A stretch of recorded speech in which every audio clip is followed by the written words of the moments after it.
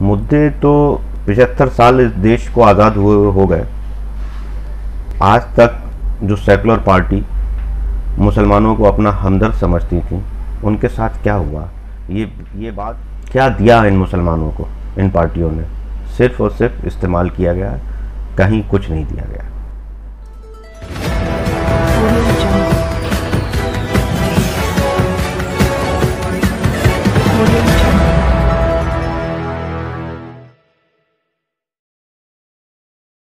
AIMIM के जिलाध्यक्ष ने कहा, सेकुलर पार्टियों ने मुसलमानों को कुछ नहीं दिया।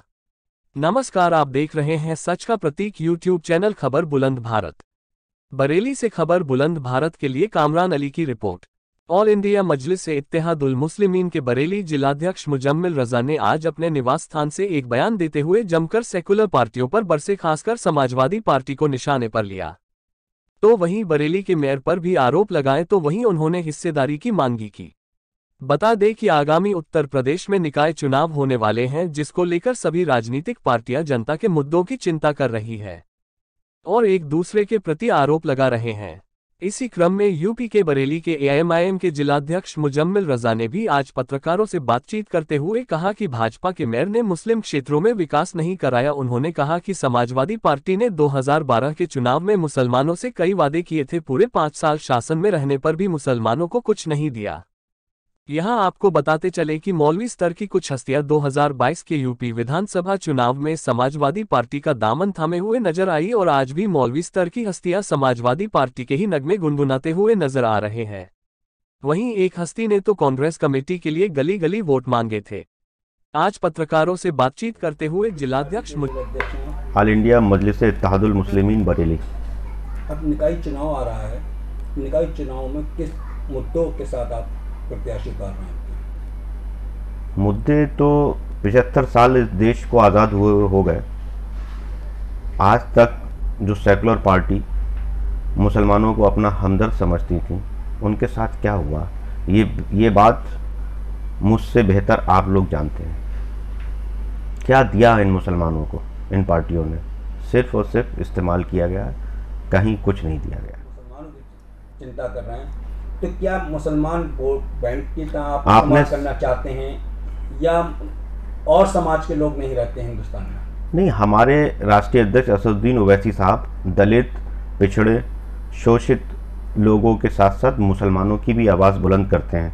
ये आप लोगों ने देखा है, उनके पार्लियामेंट का भाषण भी सुना होगा। बात रही समाजवादी पार्टी की, तो 2012 का जो उनका घोषणा पत्र था, जो लिखित में उन्होंने दिया था, मुसलमानों से जो वायदे किए थे, वो कहाँ गए? वो वादे कहाँ गई उनकी वो बातें?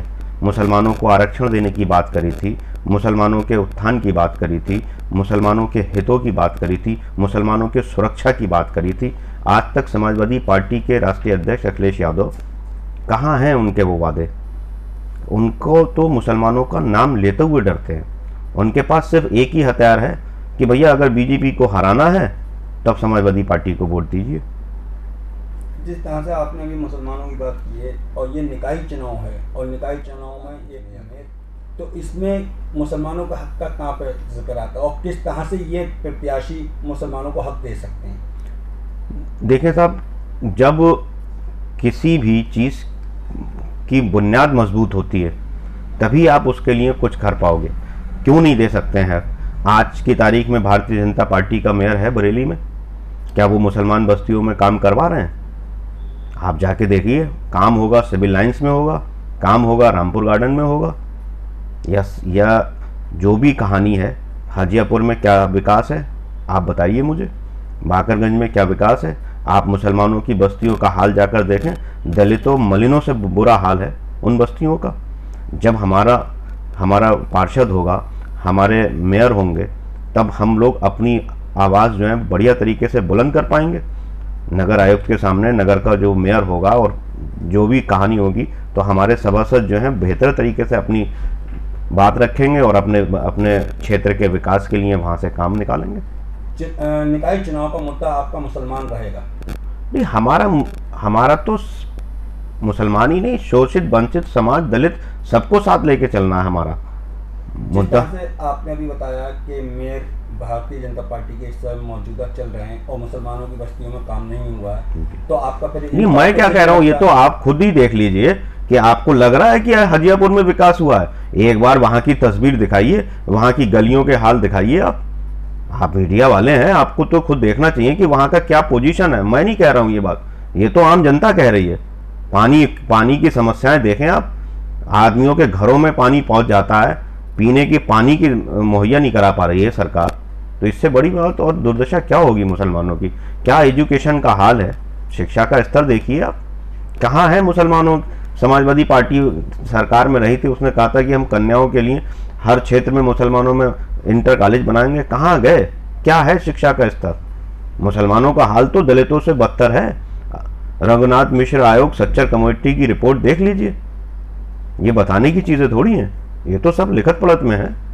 जब विकास की बात करी जाती है, कहीं पे भी आपकी पार्टी से विकास का नारा कहीं पे भी जिक्र नहीं आता। अधिकतर सुनने को मिलता है कि सिर्फ एक हिस्सेदारी की बात चलती है। तो हिस्सेदारी किस तरह की होती है और फिर विकास की बात कैसे है? हिस्सेदारी का मतलब ही तो विकास है।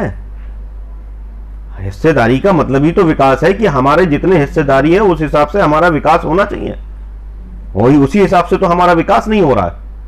ये हिस्सेदारी हम क्यों मांग रहे हैं? हमारी पार्टी और हमारे राष्ट्रीय अध्यक्ष असदुद्दीन ओवैसी साहब और हमारे प्रदेश अध्यक्ष शौकत अली साहब जो रात दिन दौड़ रहे हैं, रात दिन मेहनत कर रहे हैं, 24 घंटे जो हैं वो सभाएं कर रहे हैं, अपना घर छोड़े हुए हैं, पूरे उत्तर प्रदेश के दौरे पर लगे हुए हैं। वो किस लिए लग रहे हैं? इसीलिए तो लग रहे हैं कि हमें हिस्सेदारी चाहिए, हमें उस हिसाब से विकास चाहिए, हमारे नौजवानों को उसी हिसाब से नौकरियां चाहिए, हमारे नौजवानों को उसी हिसाब से मिलिट्री में भर्ती चाहिए, हमारा शिक्षा का स्तर भी बढ़िया होना चाहिए। यही तो हमारी हिस्सेदारी है, यही तो विकास की मांग कर रहे हैं। बाकी जो परसेंटेज वोट बचता है वो वोट आपको नहीं चाहिए, उनके विकास की बात आप नहीं करेंगे। क्यों नहीं करेंगे हम उनकी बात? उनके विकास की बात भी तो हम कर रहे हैं, दलितों के विकास की बात भी तो हमारे राष्ट्रीय अध्यक्ष असदुद्दीन ओवैसी साहब बाबा भीमराव अंबेडकर के सिद्धांतों को तो लेके चल रहे हैं आगे। आज जो दलित समाज है वो इस बात को ना समझे, लेकिन हम तो समझा रहे हैं, हमारे लोग समझा रहे हैं। अभी आप ही के अल्फाज में दलितों से ज्यादा बदतर हाल मुसलमानों का, तो आप दलितों को भी साथ ले रहे हैं, दलितों को विकास भी मान रहा और उनसे गिरावा भी मान रहा है। इसका मतलब देश के अंदर दलित सबसे ज्यादा गिरा हुआ है। नहीं, आप ही के अल्फाज के अनुसार नहीं, आप उस बात को गलत तरीके से ले रहे हैं। दलितों के हाल बहुत बदतर थे, इसीलिए तो बाबा भीमराव अंबेडकर ने उनके लिए आरक्षण की सिस्टम बनाया था। आज वही हाल जो है वो मुसलमानों का बुरा हो गया, इसीलिए तो कहना है कि दलितों से भी बदतर हाल मुसलमानों का हो गया है। दलित तो अब थोड़ा बेहतर हो गए हैं क्योंकि उनके अंदर यूनिटी आई। दलितों को एकजुट करने के लिए काशीराम जी कहां के थे? काशीराम कहां से आए? उत्तर प्रदेश के अंदर, उत्तर प्रदेश में दलितों की आवाज बुलंद करने काशीराम जी कहां से आए थे? ये तो आपको भी पता होगा। तो वहां यहां पर आके उन्होंने दलितों के हाल को देखा, अपनी पार्टी बनाई, अपना झंडा बुलंद करा। जब उन्होंने अपने दलितों को इकट्ठा करा तभी तो उनकी बहन मायावती जी ने यहां पर सरकार बनाई उत्तर प्रदेश में। अगर वही बात आज असदुद्दीन ओवैसी साहब कह रहे हैं तो हम जो है सिर्फ मुसलमानों की बात कर रहे हैं। हम सिर्फ मुसलमानों की बात नहीं कर रहे हैं, हम सिर्फ दबे कुचले उन लोगों की बात कर रहे हैं। दलितों में भी दबे कुचले हैं, ओबीसी पिछड़ों में भी दबे कुचले हैं, मुसलमानों में भी दबे कुचले हैं। तो हम तो हर उस दबे कुचले की बात कर रहे हैं।